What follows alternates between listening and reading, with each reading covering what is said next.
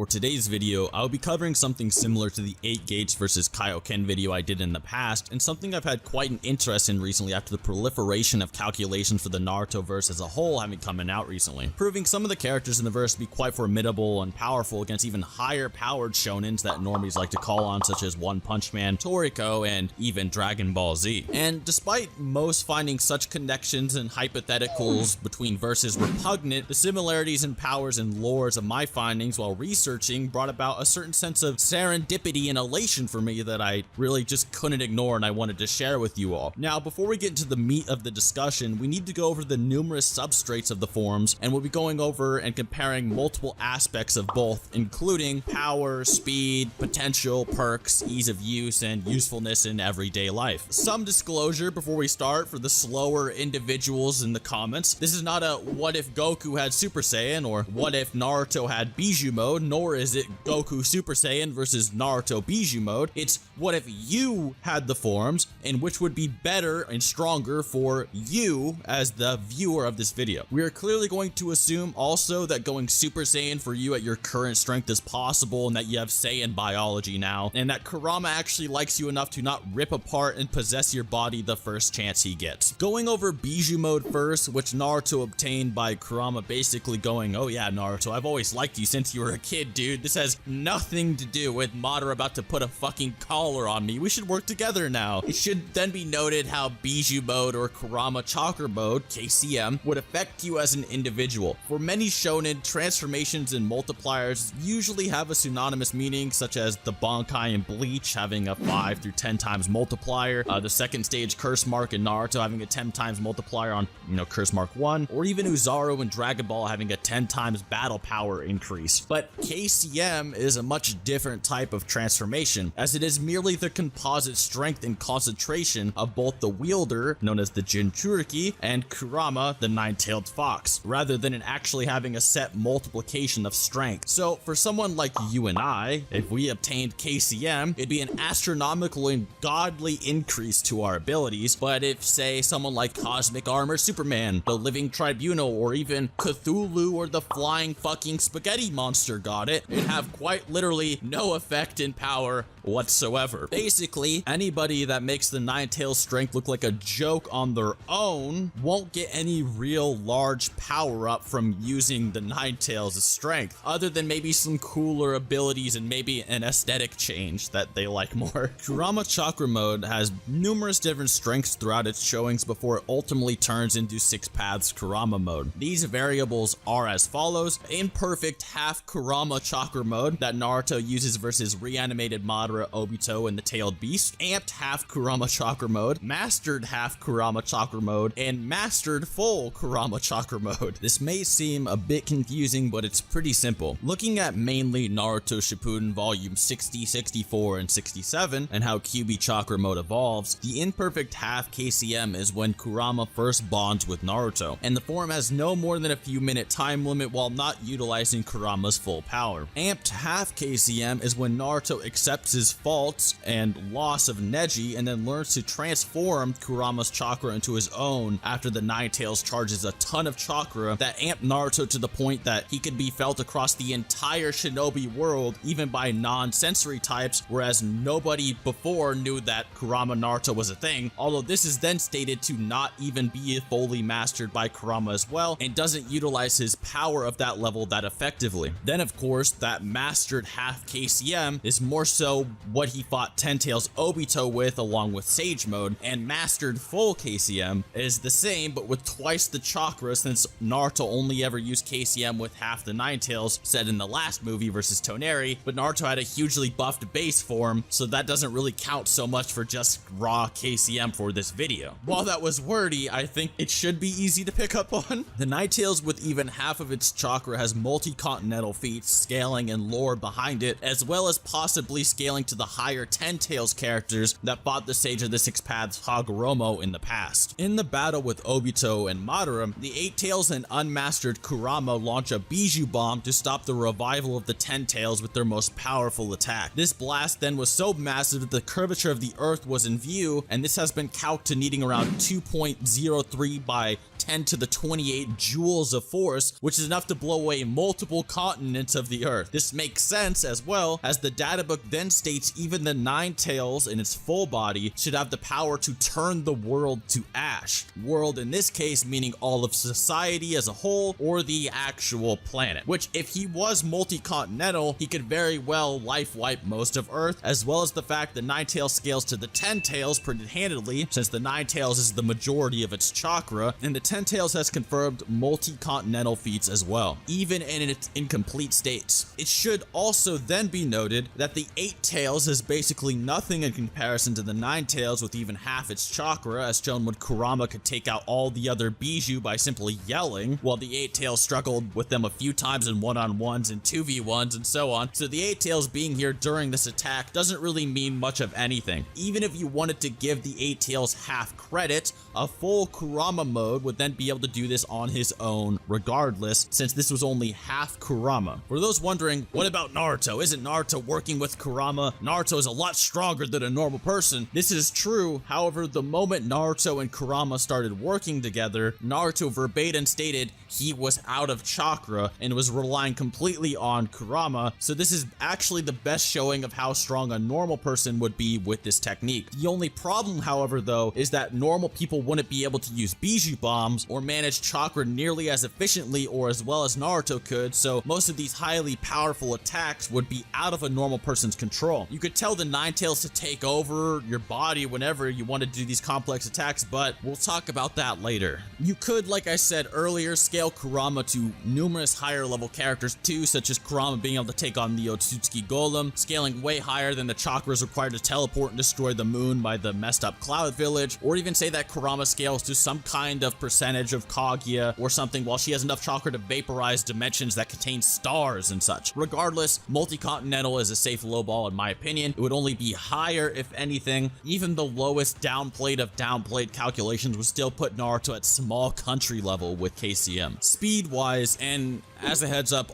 most of the calcs I'll be saying will be in the description. I don't want to be too verbose in this video. I already have to be verbose enough just to explain it without people getting upset that I missed a detail or something. So speed-wise, KCM mode is pretty interesting because it actually has good feats. In the Naruto data books, it's stated that the Raikage and Killer Bee's lariat approach the speed of light to rip off people's heads. Darui shoots literal light rays. She shoots light, and even Haku can teleport around at the speed of light between mirrors. And of course, Naruto is able to dodge the Raikage's punch similar to Minato could at essentially point-blank range and blitz him behind a large distance. So there's two ways you can go about this. You could say that Jonin A, not Raikage, but just Jonin A, is the speed of lightning as some other guide entries suggest, and scale him to Kid Kagashi, who could tag lightning bolts, in which Naruto's feat would be essentially Minato's but greater, in which Minato is able to react and teleport while the lightning fast Raikage is centimeters in front of his face. This would clock in at around nanosecond reaction speed or billionths of a second and would hit sub-relativistic to the speed of light, only equaling a slight percentage of full light speed. Or, number two, say that A is the speed of Minato as the Raikage, and that he got faster since he was a Jonin, which is implied by the databook, and C at the Kage summit, and or put Raikage A at full power at light speed, in which Naruto dodged him a few centimeters from his face. Calculating this fully, which I'll put in the description as well, will put Naruto at around 72 times faster than the Raikage if we assume the Raikage was around 4.552 meters away from us in the shot when Naruto dodged the attack, and calc the fourth Raikage's fist to be 82 pixels away from Naruto, which would be 5.49 centimeters give or take away from Naruto's headband height and Raikage's heights as measurements, making Naruto either very high relativistic to the speed of light or a full-on 72 times faster than light, even with the base non-linked KCM mode, not to mention Naruto then gets much faster later on. In conclusion, this puts KCM at anywhere between sub-relativistic at a very, very low end to much faster than light higher end. And before we get any of those comments, this is fiction. You're allowed to go faster than light in fiction.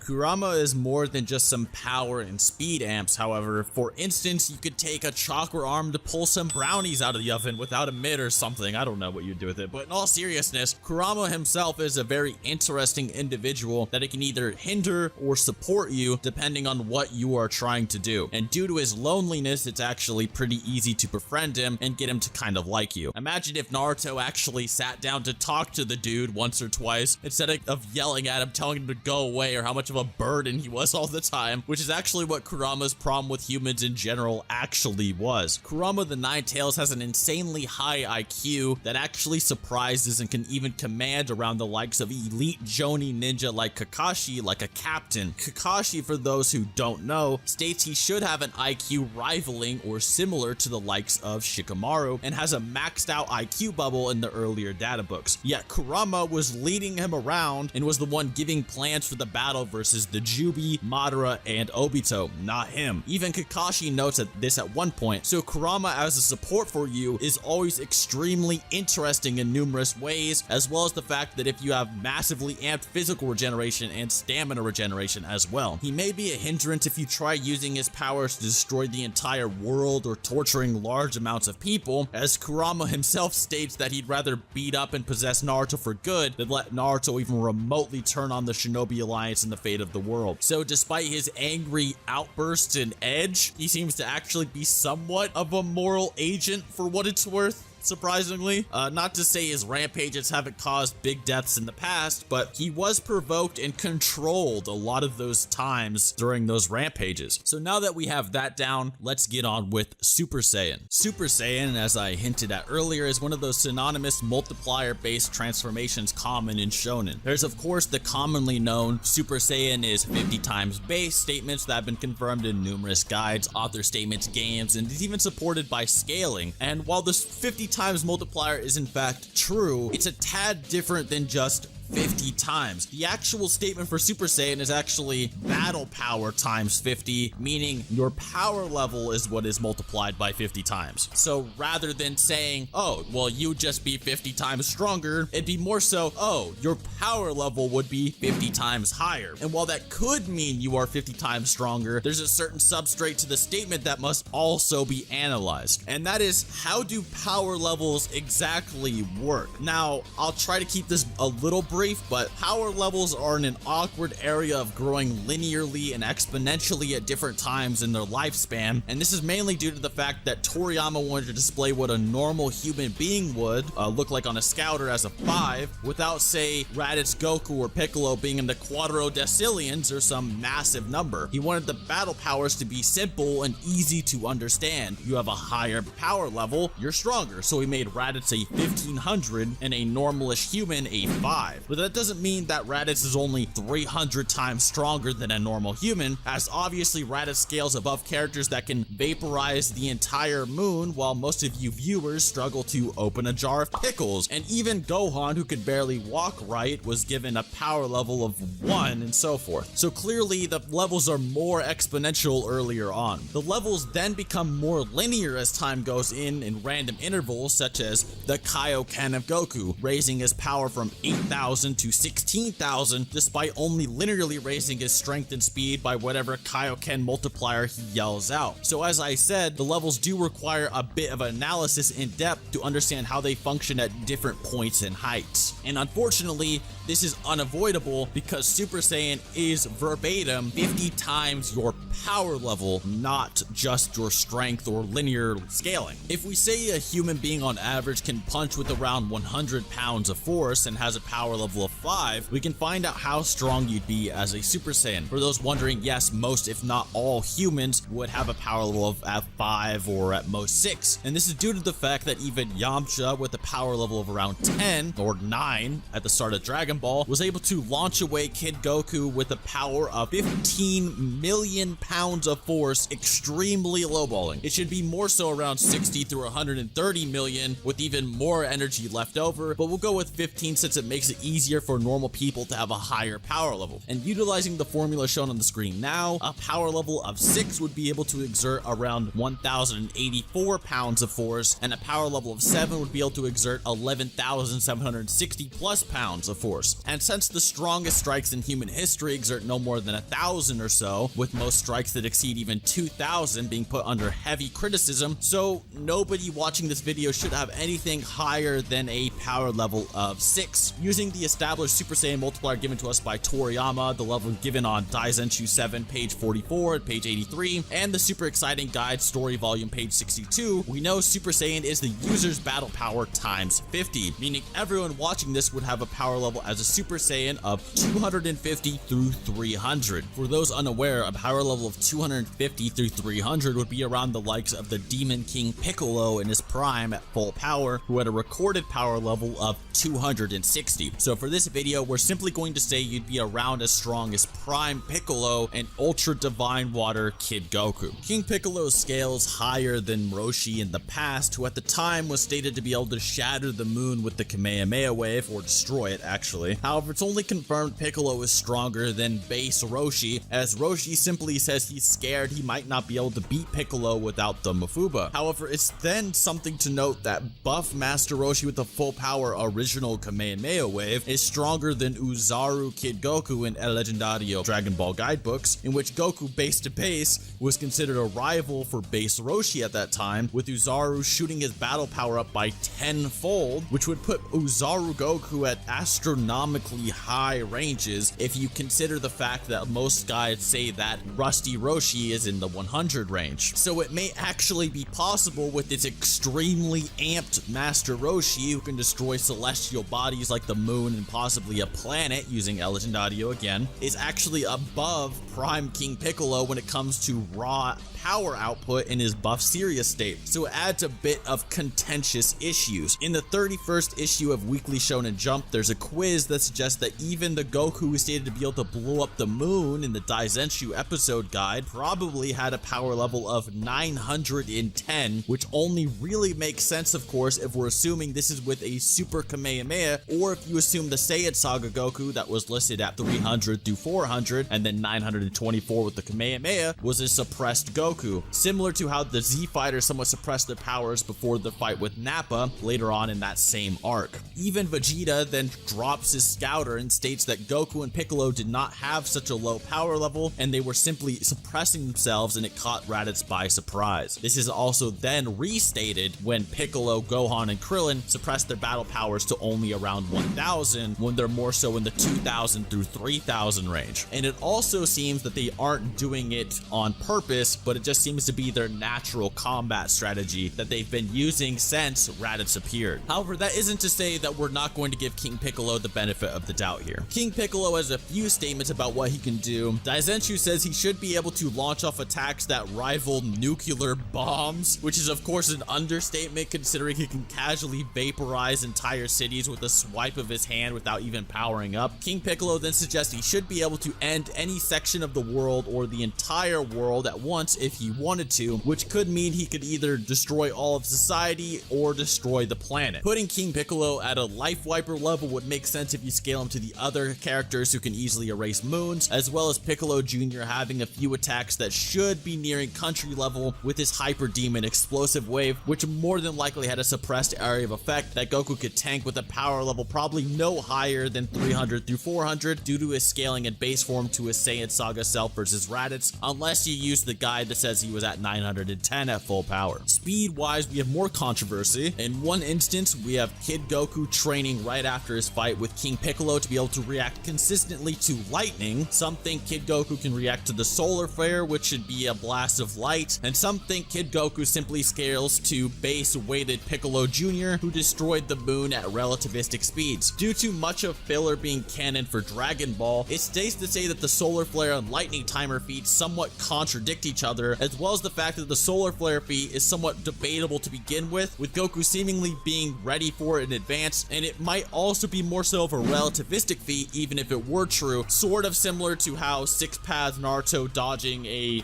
supposed light speed laser would actually be more so relativistic just to move out of the way. So for a power level of 260 plus, you have a speed of around a lightning timer, 220,000 miles per hour to around relativistic speeds to light with a bit of wank using high end. In terms of ability, Super Saiyan doesn't offer much other than possibly giving you Saiyan biology itself and intense stress upon first using it. The Saiyan biology part we'll go over later. So for Bijuu mode, we have a power between small country planetary, multi-continental through possibly moon levels and beyond with a speed of anything from relativistic to much faster than light, versus Super Saiyan, which should have nuclear bomb level if you really downplay it, through moon levels and beyond with speeds of lightning timing through relativistic to light speeds. Of course, there are higher ends you can give both of these forms to be even higher, like scaling Kurama to Kaguya, who's almost solar system level, and saying Kurama should be at least a percentage of such and could turn the world to ash, and saying King Piccolo said he could destroy the world as literally planetary or something of the sorts, hyper literally. Regardless though, in terms of raw power and speed, it seems Bijuu mode has the initial advantage, as well as having a partner that can teach you to use your chakra abilities with an IQ of almost 200 plus. It seems to be the easiest to grasp, with most of the work dawning on Kurama himself. However, having Kurama always spectate everything you do could be slightly annoying, and of course, this is ignoring the limitless potential of the Saiyan race. As a Super Saiyan, you would always have the ability to grow astronomically more powerful and even ascend your Super Saiyan state to further levels with training that would easily surpass Kurama chakra mode over time. Just remember, it took Goku decades of near life and death training to reach the levels he's at with gods helping him, and realize it would be a long journey, and you should be able to pull off something interesting if you're willing. Both forms should be able to fly if you learn how, as there are techniques to fly with both chakra and ki, and it's not inherent to any of them, such as it's not inherent for Naruto to fly using KCM, and it wasn't inherent for Goten to fly, and he had to be taught as a Super Saiyan. Although it seems somewhat easier to use ki blast techniques once you're strong enough than using chakra based techniques. Regardless, I'm not saying one is better than the other. This was more so just a comparison video for fun. So which would you choose? Let me know down in the comments below, and subscribe if you're interested in seeing more. Maybe we could do like a 6 paths versus Super Saiyan God video in the future or something of the sorts. Other than that, guys, be sure to check out the 8 Gates versus Kaioken video, and till next time.